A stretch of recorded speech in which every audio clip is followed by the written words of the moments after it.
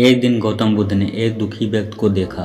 वह व्यक्ति बुद्ध के चरणों में गिरकर अपने दुख को दूर करने का उपाय जानना चाहता था।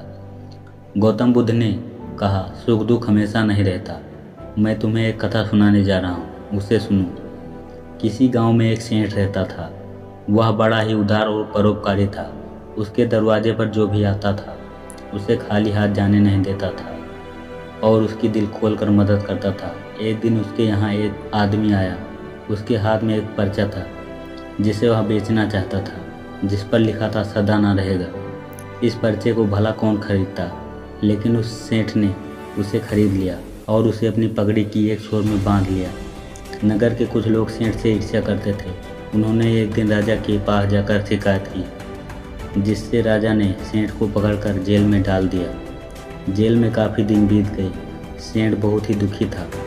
वो क्या करे, उसके कुछ समझ में नहीं आ रहा था। एक दिन अचानक सेठ का हाथ पगड़ी की गांठ पर पड़ गया। उसने पर्चा निकाला और पढ़ा। पढ़ते ही उसकी आंखें खुल गईं। उसने मन ही मन कहा, अरे तो दुख किस बात का। जब सुख के दिन सदा ना रहे तो दुख के दिन भी सदा नहीं रहेंगे। इस विचार के आते ही वह जोर जोर से हंसने लगा।